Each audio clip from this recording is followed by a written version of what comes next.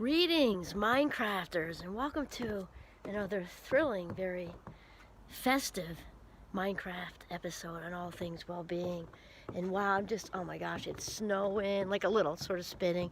It's my favorite, snow's my favorite. And yeah, and I also love this sort of Thanksgiving time when there's the confectioner's sugar thing on the leaves with the orange. It's just so beautiful. So anyway, my name is Dr. Kimberly Quinn, and I am beyond excited today to have this chat. And today's chat is sort of going to be on holiday happiness tips, because the irony in it is that so many people get so down during the holidays, and for a very legit reason, right? Because the whole family thing is actually marketed, which kind of turns my stomach a little bit, because obviously, if you're fortunate enough to have a good family, and however you define that family, the family you were born into might have sucked, and you made your own family, and then maybe you went out, you maybe had your own families and kids and everything, and you maybe also created your own family with fabulous friends, and that's all fantastic and good for you. And people who don't have family, man, it just gets really, really hard, because the family thing is literally marketed. It's everywhere you look, and it just can make people who are not in such a good place with family just so incredibly sad. And this is also a time, the holiday time, when we also are a little bit more aware of generosity, I think. And so with the first thing we talked about, we need some huge compassion and kindness, right? And with the generosity thing, we got to just explore that further. So we're going to talk about 5 tips. I just came up with them with Giovanni in the living room at this minute. So number 1 is to practice inner peace. I mean mindfully. I'm talking about on the inside. And I just had this chat with my Minecrafters yesterday, actually, because they're well aware of mindfulness. We've been doing it since the first day of class at the end of August, and they've gotten pretty good at it. And yet we had to talk about how it's easy to kind of forget some of the basics, because right now they're in a spin, they're just sort of in between midterms and finals, and they're looking forward to Thanksgiving week, but they've got all kinds of presentations and things due, and they need the break, and yada yada yada. So there's definitely a fatigue, let's say, present and things. We started talking about this. We have the control. We do have the control. We cannot control, whoopsie finger, we cannot control, what sort of happens out here a lot. But we can't control how we look at what happens out here. And as Wayne Dyer says, I really love him. I listen to him a lot on the way into campus. He says, when we start to change the way we look at things, the things we look at change. And that is just so true. And so I was chatting with my Minecrafters about the whole thing with acknowledging our thoughts. Because mindfulness isn't a meditation. It's meditation, some people call it meditation, but what it is not about is creating a thought vacuum. So in thoughts of well, I might have to go in here because it's getting a little windy. I was trying to be outside because it's so pretty, but it's getting windy, and we're getting our house renovated. Well, not the whole thing, that was so exaggerated. Just the upstairs right now, but I'll just go over here where I can focus. Okay, so when we start to experience non-peaceful thoughts, anxiety, and all the what ifs, and what if I can't afford this, what if I can't do that, what if so-and-so comes to Thanksgiving, what if my brother's, friend's wife comes and I don't like her and she might sit next to me, and what if Aunt so-and-so brings that god-awful green bean thing that she does with, blah, blah, blah, and all that stuff. We can acknowledge that we're feeling anxious. We can acknowledge that we're feeling preoccupied and worried, and we can acknowledge that maybe the disease of wanting is kicked in because we're seeing commercials all over the place, and all that has us focused on what we're lacking. We can have all that rolling through our mind, none of which are peaceful thoughts, right? And we can just acknowledge them and instead of saying and shaming ourselves with, oh, there I go again, look at me, I have so much, and now I'm wanting this and wanting that, or, blah, blah, blah, blah, blah, anxious, oh, there goes my anxiety again, and now I'm feeling badly about feeling badly. No, the idea is not to shame ourselves. The idea is to acknowledge the non-peaceful thoughts, and then I got glare, sorry, the non-peaceful thoughts, and then just Deep breaths and come back into that, okay? So we're going to practice inner peace in a simple way. We're not, saying big and huge. Simple way. When I acknowledge myself caving into the disease of wanting, when I acknowledge myself having anxious thoughts about Thanksgiving, Christmas, Hanukkah, whatever, when I acknowledge this, to just, instead of dig in, because that which we will resist will persist, we acknowledge them and let them roll on through. And we say, oh, well, seems like I'm anxious today. Welcome to the human race, and who cares? Okay, the next one is to let go of some grievance you have, anything. And here's the thing. So you're like, oh no, here we go, I'm going to have to forgive. First of all, nobody has to do anything but die and pay taxes, okay? The other thing is, that person that the grievance is with doesn't need to know or even be alive. Why? Because the gift is for you. They don't need to know. They don't need the satisfaction again. Again, they may not be in this earth. So think of one thing that's kind of stuck in your crawl, as they say. It's kind of like an old school saying. That's just been stuck in your crawl for ages, and just choose to let it go. It doesn't mean that you need to have a relationship with that person necessarily. If you can do that, great. If you can do that, great, but it doesn't mean that. It's just about letting whatever it is go, that heaviness of resentment. I think of resentment like barbells. I think we talked about this in an earlier episode, video. I forget what we're calling this now. Video, because I just think of like these huge. So drop the weights. Again, the person doesn't need to know. It doesn't give them a pass, because that is not what forgiveness is about.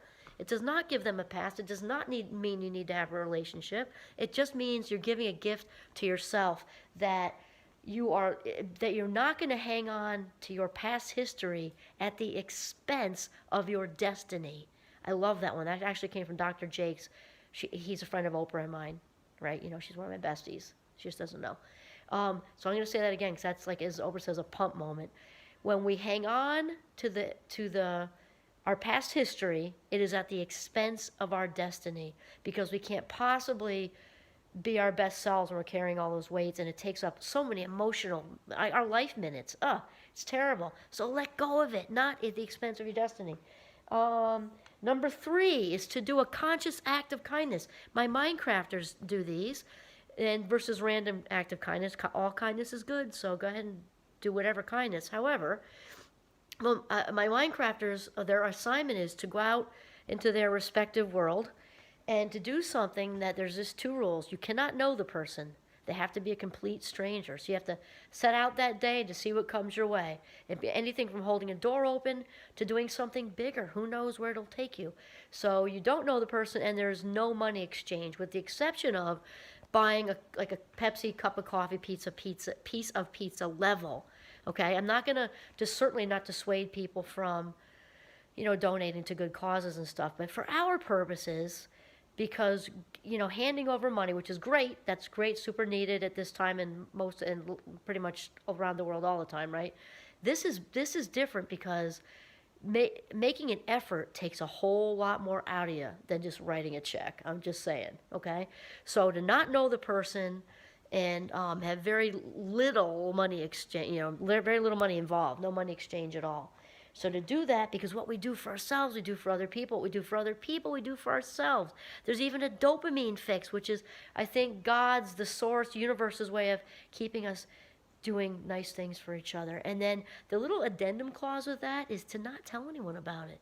See if you can do that, because sometimes you just want to share. And it's not because, I don't know, we're showboats necessarily. It's just because, like, we're excited that we did something nice. We saw, we really saw what it did for that person. We want to share that. See if you can hold it in.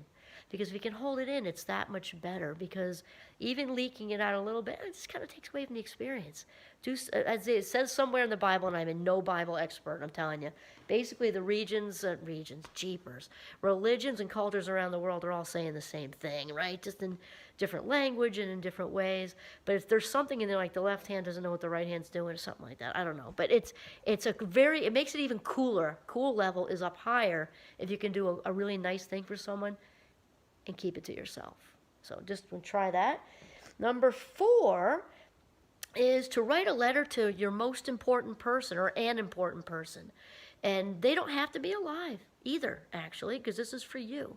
And to write a letter to that person. What I mean by important person is that your life would not be the same without them in it, even if they've even if they're not on this earth anymore, because they shaped you in some amazing way. If that person is here, then that's phenomenal. Maybe you haven't seen them in 10 years. It might be a coach. This is another thing my Minecrafters do, right? And I don't. It's not part of the assignment to actually mail it. Though this year I had a handful of them choose to mail them, and some of them were parents and siblings and best friends, a couple of partners, and some of them were coaches and former teachers and things like that. So it doesn't have to be long. It's just, and handwritten is better. Do what you want to with typed, because maybe it's easier, but handwritten is just cooler because it's more personal. So whoever your important person is, they can be from years ago, whatever, and write to them why they're so important to you, why your life would not be the same without them in it. That's number 4, okay? And then number 5 is gratitude cookies. I just did this the other day because we had a lovely 2-hour delay, which wasn't real. It was my own 2-hour delay because I had a meeting get canceled, and I love the people there and everything, but I did the biggest, hugest happy dance in my living room. It was like when you're a little kid, and then back then it came over the radio. There will be a 2-hour delay, and you're like, yes, I can go out sledding in the backyard in my jammies and come in and have cocoa. It was that kind of day. So I made gratitude cookies without any planning, and I brought them to some of my colleagues at work. And they weren't fancy holiday cookies. They were peanut butter chocolate chip. And just here, I said, gratitude cookies. I appreciate you. Here you go. Didn't even plan that stuff. And wow, did that go far.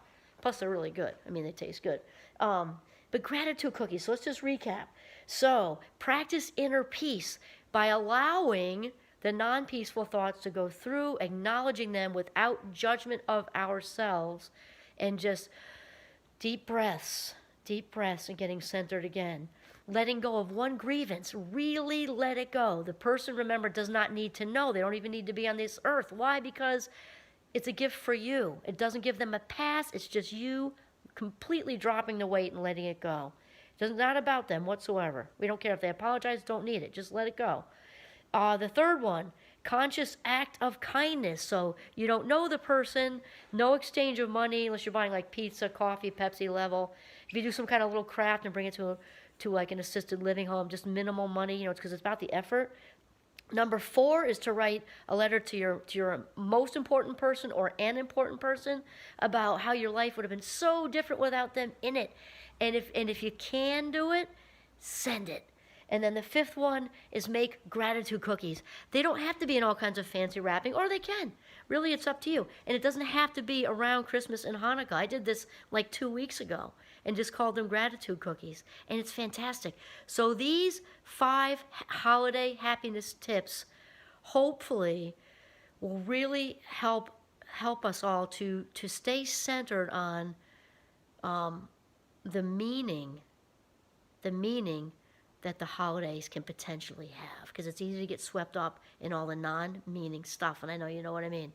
And the only things that have meaning are those things we give meaning to.